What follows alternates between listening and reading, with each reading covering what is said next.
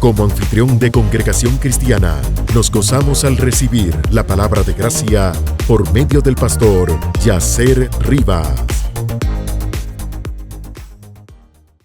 Y le voy a pedir que me acompañen a Colosenses capítulo 1, versículo 15 al verso 20. Colosenses 1, 15 al 20 declara: porque Él es la imagen del Dios invisible.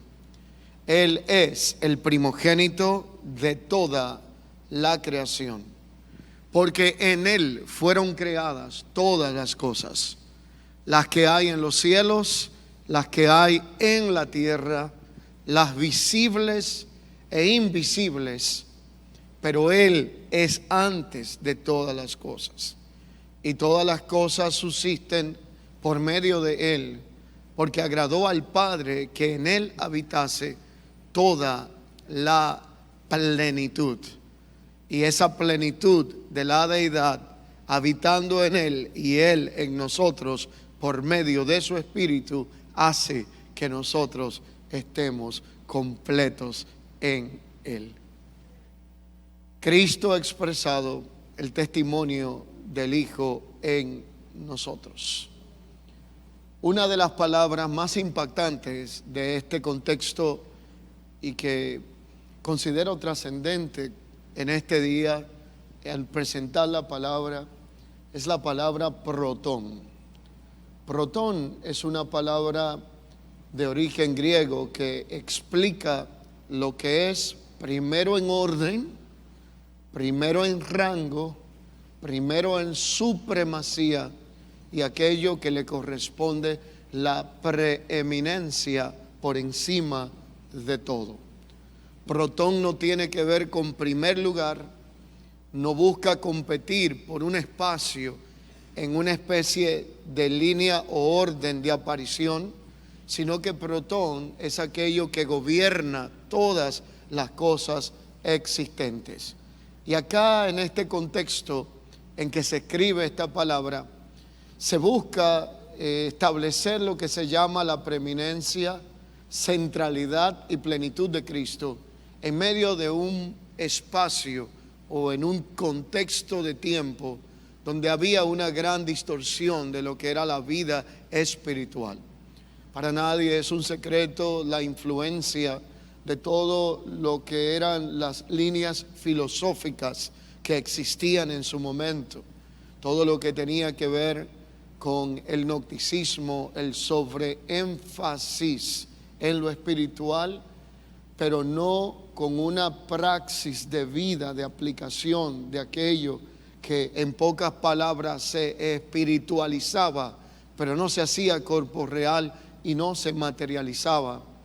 Y uno de los aspectos fundamentales que la iglesia tuvo que enfrentar en su momento de manera específica, al apóstol Pablo tuvo que confrontar en estas declaraciones, era el cómo poder aterrizar todas estas verdades espirituales a un estilo de vida que lo pudiera hacer práctico, vivencial y que pudiera traer a orden las áreas de nuestra existencia.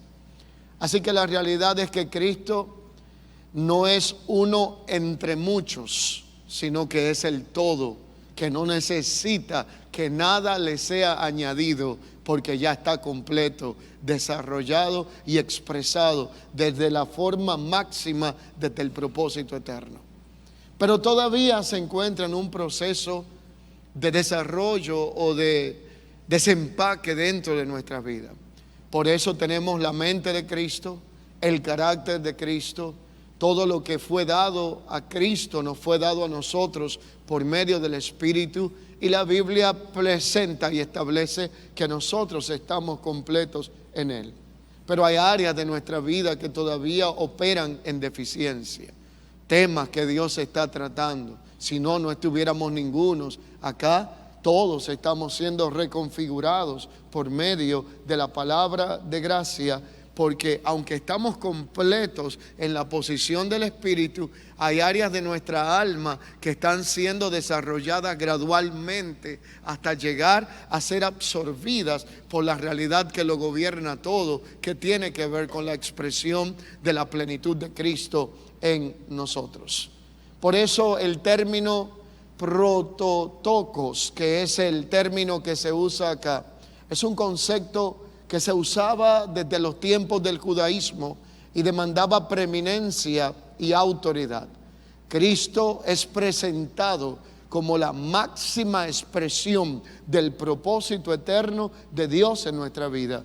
Y cuando Él ocupa el lugar que le pertenece, nuestra vida opera en orden. Pero cuando Él no ocupa el lugar que le pertenece, empezamos a operar en vacíos existenciales que buscamos llenar con aditivos y con otras cosas que no tienen que ver la esencia de la vida que Dios nos ha comunicado. Y cuando hablamos aquí de aditivos y añadiduras, no me refiero a aspectos que estén ligados a suplir necesidades materiales de nuestra vida. Esto es parte de las añadiduras que conocemos. Pero para nadie es un secreto que vivimos en una época donde, aunque reconocemos nuestro llamado supremo de expresar la naturaleza del Cristo que nos habita, hay una realidad que ha diluido la supracultura del reino de Dios por una cultura de exhibición, donde hay cosas que han desplazado lo relevante y lo eterno de nuestra vida por un enfoque y énfasis excesivo en asuntos temporales, visibles y pasajeros, y no en aquello que en realidad tiene la relevancia que desde el propósito eterno Dios quiso que fuese manifestado. El yoísmo ha desplazado al Hijo del centro de atracción. El Hijo de Dios ya no es el centro de atracción para muchas plataformas ni para muchos de los que exponen el Evangelio de la gracia de Dios. Vemos cómo dentro de esta realidad hay una autoafirmación religiosa y el Evangelio para muchos se ha convertido en un tipo de pasarela espiritual, donde se exhibe la mejor elocuencia, los dones más relevantes, los talentos más maravillosos, pero la carencia de la esencia de la vida del Hijo es una realidad evidente que necesita ser restaurada en la vida de la iglesia y por sobre todo en una generación compuesta por ministros entendidos del Evangelio de Jesucristo. Allí es donde muchos han convertido el ministerio no solamente en un aspecto que tiene que ver con carencias reflejadas, y es que nadie puede manifestar ni expresar la vida de Cristo solamente por conocimiento, talento, carisma o elocuencia, sino que para poder expresar la vida del Hijo necesitamos un factor indispensable que es el punto céntrico que carece en nuestros días. Necesitamos la vida del Espíritu. Dile a alguien que está a tu lado, la vida del Espíritu. Si no hay vida del Espíritu, entonces lo que tendremos como resultado es una comunicación de muerte.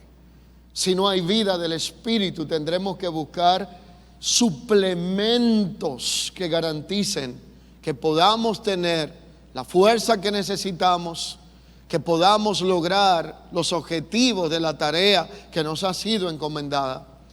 Y esos suplementos son paliativos que operan y funcionan de manera temporal, pero no logran suplir la realidad de aquello que Dios quiso que fuese expresado por medio de nuestra vida. Esto no se trata de nuestra fuerza humana. Esto no se resuelve con nuestra elocuencia. No es una expresión de buenas ideas ni de buenas intenciones. Nada de esto es suficiente para expresar al Hijo de Dios. La iglesia ha sido llamada a expresar la vida de Cristo Y para expresar la vida de Cristo necesitamos al Espíritu de Dios operando en nosotros y a través de nosotros. Y por esa realidad de la cual hoy muchos confunden, el expresar a Cristo como una especie de complemento que se busca en los aditivos y en los suplementos, pero no en la realidad de la esencia, de la plenitud, de lo que Él quiere manifestar a través de nosotros y en nosotros, estamos teniendo por estos resultados funestos. La Biblia presenta a Cristo como la esperanza de gloria. La gloria que el mundo está necesitando no se encuentra afuera, sino que se encuentra encapsulada en la vida, la expresión y la presencia de Cristo. Y esta realidad hace que entendamos que usted y yo solo podemos expresar a Cristo por medio del Espíritu y, como ha sido afirmado acá, dando testimonio de Él. No actuamos ni fingimos expresar a Cristo, más bien damos testimonio de Él como un reflejo, una imagen que apunta a una realidad que comunica tres aspectos relevantes. Lo primero que comunica esa imagen se llama su muerte. Por eso vamos cargando una cruz que no tiene que ver con dos palos de madera, sino que estamos muertos todo el tiempo por causa de Él. Y ya cuando hablamos aquí de un contexto de muerte, estamos hablando de que no vivimos para la vieja naturaleza, sino para la expresión de la nueva vida que nos habita en Cristo. La segunda realidad tiene que ver con su resurrección. Y la tercera realidad tiene que ver con su vida habitando dentro de nosotros. Identificamos la expresión por medio de su muerte, nos expresamos en la realidad de su vida por medio de lo que tiene que ver con su resurrección, y vemos aquí expresada la vida de Cristo en nosotros por medio de aquello que lo evidencia a través del Espíritu que nos habita. Pero aquí hay algunas palabras que han sido citadas y me gustaría determinar un espacio de tiempo para poder analizar un poquito su definición. La primera de ellas es la palabra panerosis, que implica manifestación, y manifestación involucra, si es de lo que toma nota, hacer visible algo que es invisible. Cuando hablamos de expresar, estamos hablando de manifestar. Y cuando hablamos de manifestar, panerosis involucra una tarea de trasladar del mundo de lo que no se ve algo al mundo de lo que lo hace real. Y usted dirá, ¿cómo logramos esta gran asignación? Así que panerosis implica que la expresión de Cristo no es algo que se finge o se actúa, sino algo que fluye de su presencia que habita en nosotros. Y esto hace que lo que es invisible sea hecho visible en un momento determinado. Segunda de Corintios, capítulo 4, versículo 6, lo afirma de esta forma. Porque Dios, que mandó que de las tinieblas resplandeciese la luz, Él es que resplandeció en nuestros corazones para la iluminación del conocimiento de la gloria de Dios en la faz de la tierra por medio de Jesucristo. Y aquí hay un detalle sumamente interesante. La luz viaja más rápido que el sonido. Por lo tanto, cuando Él resplandece en nosotros, hay aceleramiento en todas las áreas de nuestra vida. Hay avance significativo. El avance va más allá de la actividad y del movimiento. Podemos pasar toda la vida en actividad sin ir a ningún lado, sino dando vueltas en círculo. Pero cuando su luz resplandece y le expresamos, comienza un avance significativo, un aceleramiento. Ya usted no tiene tiempo para perderlo en niñadas. Ya no hay tiempo para inmadurez. Ya no hay tiempo para sentimientos ilegales. Si alguien quiere discutir con usted, tendrá que pararse delante de un espejo y discutir solo, porque usted no es voluntario para estar atendiendo asuntos de carnalidad. Si alguien tiene un problema con usted, lo tendrá solo, porque usted no presta el escenario de su alma para dejarlo como un caldo de cultivo de heridas sin sanar, sino que ahora solo hay avance, ya no hay retroceso, ya no hay activismo, ya no hay detenimiento. Ahora lo único que queda es la tarea de expresar a aquel que nos habita, y esto solo se puede lograr por medio de la vida del Espíritu de Dios. Dile a que está a tu lado: sin el Espíritu de Dios no podemos expresar a Cristo. Podemos fingir a Cristo, podemos actuar en nombre de Cristo, pero expresar a Cristo no es posible sin el Espíritu de Dios. Y lamentablemente en nuestros días muchos han anulado la dependencia del Espíritu por la dependencia de la sofia, sabiduría y el conocimiento. Por eso los púlpitos se han convertido en lugares en donde el conocimiento ha desplazado la dependencia del Espíritu. Y tenemos personas cada vez con más información, pero con menos expresión de la vida y la naturaleza que les habita.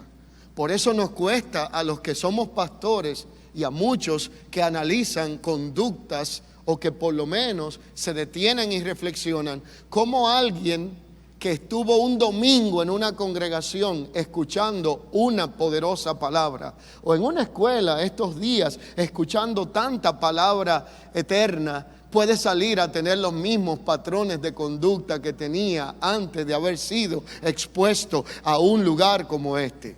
Por eso nos cuesta entender cómo el que se congrega un domingo o el día que sea de la semana actúa igual y no se diferencia del que vive sin Dios y sin esperanza y no se congregó en ningún lugar.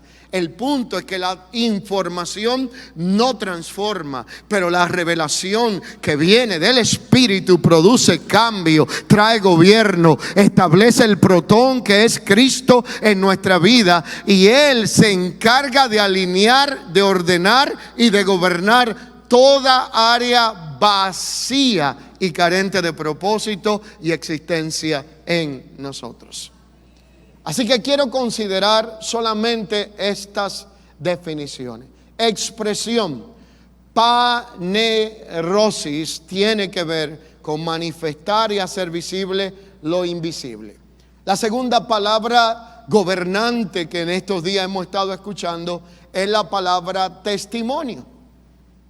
Y yo como pastor he tenido la experiencia de escuchar personas que entienden que están dando un testimonio, y sé que le voy a decir algo aquí un poco curioso, pero hay que corregir la palabra, porque una cosa es testimonio y otra es testimontro. Son dos cosas que no son iguales. Cuando yo glorifico más la antigua vida que la nueva vida, no estoy testificando, no estoy dando un testimonio, sino que estoy apelando a un testimontro. Y entonces para colmo dicen: cuando yo mataba, gloria a Dios. Cuando yo estaba sumido en el vicio de las drogas, del alcohol y de todo esto, gloria a Dios. Y usted se detiene y se pregunta: ¿en qué glorificaba al Señor cuando tú hacías estas cosas? Porque nuestro concepto de testimonio transicionó a testimontro cuando perdimos el entendimiento de lo que implica testificar dentro de la expresión de la vida que nos habita. ¿Y cómo definimos testimonio según su etimología? La palabra aquí es una palabra que es muy conocida pero muy poco entendida, y es la palabra mártire o martiria. Pero esta palabra del griego martiria implica testigo ocular, uno que señala con certeza, da evidencia. Pero Isaías 43:10 afirma: vosotros sois mis testigos, dice el Señor. Juan 15:27 declara: y vosotros también daréis testimonio, porque habéis estado conmigo desde el principio. El asunto es que no puede haber un mártir que sea mártir si tiene vida. El requisito para ser mártir es haber perdido la vida. Y el requisito para haber perdido la vida es aprender que perdiendo se gana, y que cuando en Él somos hallados, lo que parecía ser pérdida se convierte en ganancia.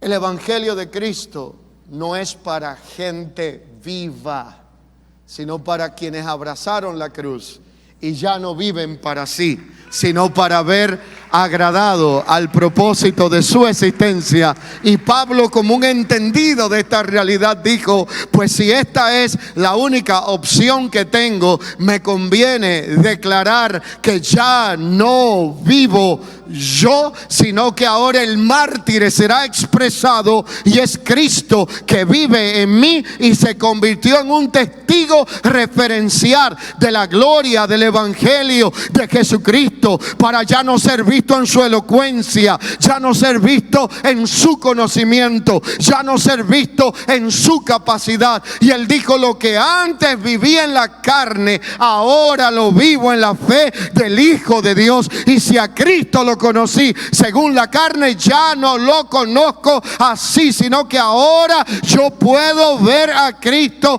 desde una óptica diferente, porque soy testigo. Y no podía ser testigo porque todavía tenía mi vida, pero ahora que la perdí, la encontré. Y como la encontré, ya no hablo de mí, sino que hablo más de Él. Por eso no tengo testimonio, sino testimonio de quién es que me habita, quién es que me gobierna, quién es que me ha alineado, quién es que me ha puesto orden, quién me ha sacado de la imprecisión para ahora no tener tiempo para imprecisión, sino para avance en el propósito eterno de Dios y en la expresión de la naturaleza del Hijo que me habita. Y esa realidad es gobernante en nuestra vida, y es una máxima que no necesita ningún otro aditivo que lo complemente. Y esa realidad la plantea la Escritura como algo ineludible si no es por medio de la vida del Espíritu. Solo el Espíritu de Dios puede revelar quién es Cristo, puede revelar su obra, puede revelar su persona. Primera de Corintios 12:3 dice que nadie puede llamar a Jesús Señor si no es por el Espíritu Santo. Y Jesús dijo claramente que el Espíritu no hablaría por su propia cuenta, sino que tomaría de lo suyo y lo daría a conocer. Juan 16:14, Él dice: Él me glorificará, porque tomará de lo mío, os lo hará saber. Por lo tanto, el protagonista de la expresión y de la revelación de Cristo se llama el Espíritu de Dios y no el hombre. No hay otro protagonista de la expresión de Cristo que no sea el Espíritu de Dios. Y esa realidad implica algunos aspectos relevantes. La primera es que Cristo en nosotros se convierte y constituye en esa vida expresada. Por eso Pablo dijo: ya no vivo yo, sino Cristo vive en mí. Él se expresa desde adentro hacia afuera. Es una vida, no es una doctrina, no es una expresión dogmática, no es un mensaje de predicación, es una vida que tiene que ser comunicada y expresada. Colosenses 1:27 lo plantea y lo presenta como Cristo en vosotros, la esperanza de gloria. Pero Cristo no solamente es mostrado ni debe de ser dado a conocer como un producto de venta, sino que hay que vivirlo como una realidad presente en el Espíritu, y esa realidad presente en el Espíritu tiene que ser evidenciada y testificada.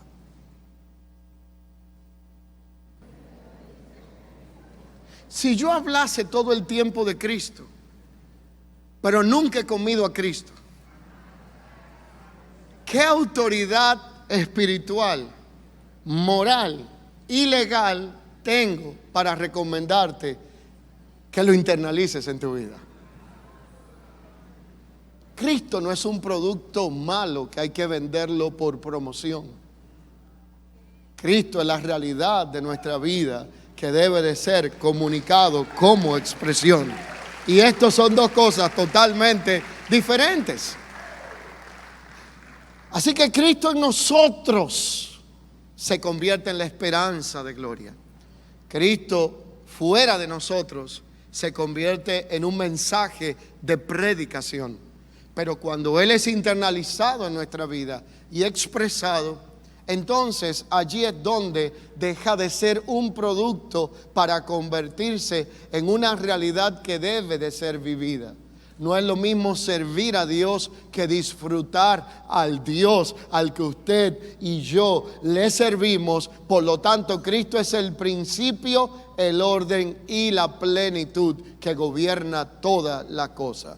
En Él todo comienza, en Él todo tiene sentido. Él es el protón, el primero en orden, en origen, el fundamento que sostiene todo lo que ha sido creado. Procurar primeramente que Cristo ocupe el lugar que le pertenece en nuestra vida es priorizar su reino y su justicia. Y esta realidad implica que el Hijo es quien pone orden a todo caos existencial, trae forma y hace que todo desorden halle dirección. Pero cuando Cristo ocupa el lugar que le pertenece, todo se alinea y todo se ordena. Diga conmigo, todo se alinea y todo se ordena porque se sujeta al gobierno del Hijo. Y allí entonces entra en función aspectos de nuestra vida. Número uno, el alma se ordena. Número dos, las prioridades se alinean al propósito de Dios. Y número tres, el propósito cobra sentido en nuestra existencia cuando Cristo es que gobierna nuestras vidas. Pero cuando Cristo deja de ser aquel que todo lo llena en todo, el hombre vuelve y retorna a su desorden. La fe se queda en bancarrota y la iglesia pierde su esencia. Por eso el llamado del Espíritu es a que nosotros podamos expresar a Cristo. Y expresar a Cristo no es una habilidad humana, ni es el resultado de disciplina acumulada espiritual, sino que la expresión de Cristo va mucho más allá. Nadie puede mostrar a Cristo si Cristo no habita en aquel que pretende mostrarle. La expresión del Hijo no se imita, sino que se expresa y se manifiesta. Aquí no se habla de actuación, sino de encarnación, para que luego haga una expresión, porque no puedo dar lo que no tengo y lo que no me habita dentro de mi vida. Por eso la realidad es que no representamos a Cristo, sino que lo reflejamos, no lo imitamos, lo expresamos, porque su vida ya es nuestra vida, su espíritu es nuestro aliento y su propósito es que gobierna nuestra existencia. El Espíritu Santo es el mayor revelador del Hijo en nosotros. Por eso Él toma de lo suyo y nos lo hace saber. No busca protagonismo, sino que Cristo gobierne toda área de nuestra existencia. Ahí es donde Cristo fluye por su amor en nosotros. Su servicio opera por medio de nuestra vida. Su gracia se hace evidente en toda expresión que gobierna nuestro corazón. Y el testimonio del Hijo se hace medible, no por cuanto nosotros hablamos de Cristo, sino por cuanto Él puede verse reflejado por medio de nuestra vida. Por eso cuando Juan el Bautista hablaba y decía, he aquí el Cordero de Dios, él estaba testificando, pero no convenciendo a otros, sino testificando de quién era aquel que él conocía y a quién era aquel que él estaba presentando. Por eso Cristo se expresa de diferentes maneras. Pero hay 3 formas de expresión de Cristo que quiero que consideremos en esta hora. La primera forma de expresión, Gálatas 5:16 la presenta como el fruto del Espíritu, que es seguido por los frutos que nacen como resultado del mismo. Primero, por el fruto del Espíritu.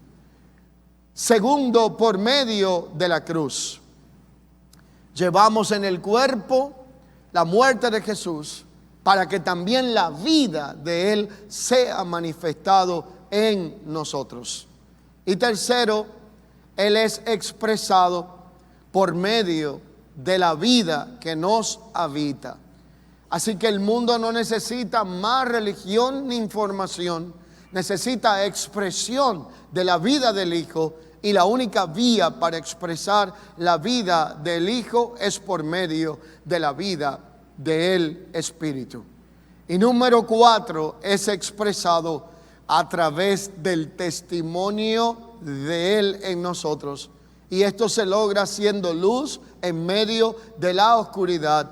Y aquí Mateo 5:14 dice: vosotros sois la luz del mundo. Y esto implica que nosotros no podemos ser luz por nuestra propia capacidad, sino porque Cristo, la luz verdadera, habita en nosotros.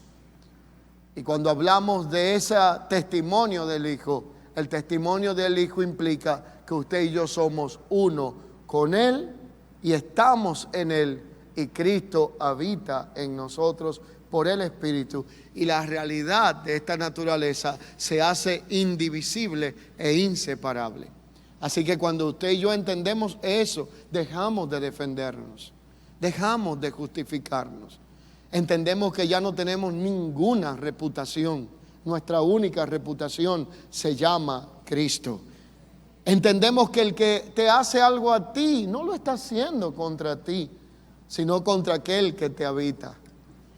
Entendemos que Él está contigo en medio del gozo, pero también se identifica con tu sufrimiento.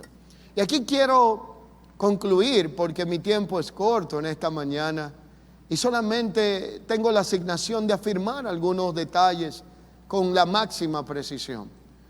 Pero no quiero pasar por alto hacerles partícipes de una especie de historia que hace mucho tiempo se consideró escribir en un libro muy importante. La historia habla de un hombre llamado Richard Wurmbrand.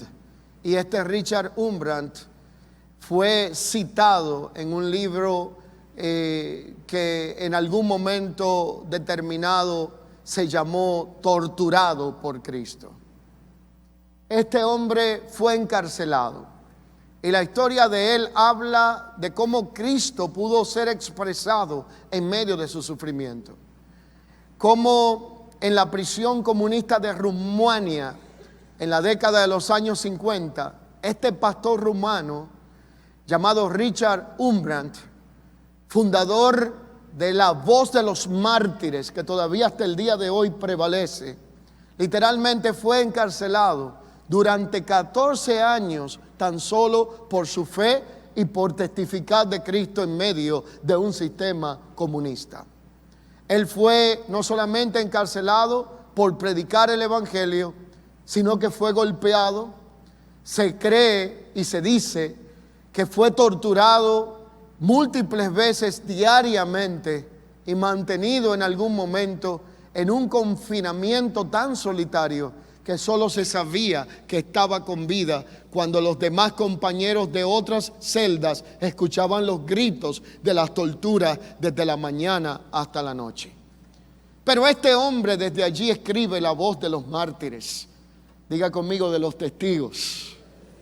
Y cuando escribe la Voz de los Mártires, toma nota de un evento muy relevante.